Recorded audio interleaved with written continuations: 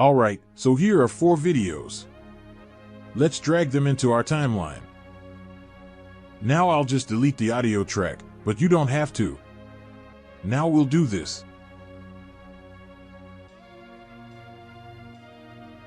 Now I'll just shorten these videos. Okay, so now click on the pan crop button. Make sure all these buttons are checked, just match these. Now pay attention. You see this line at the end of the video. Bring this middle line to the end. Now zoom the video out. Now you see what I just did. Bring the video to one corner. There are 4 corners. Now that we see the video, this is one corner. Now let's repeat it 3 more times.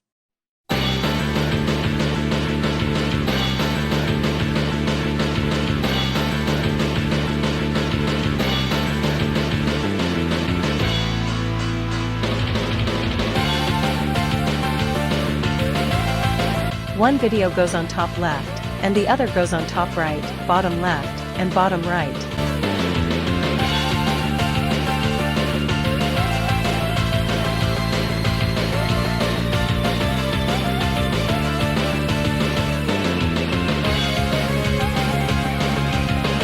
So that's it. Please subscribe and help me reach 1K subscribers.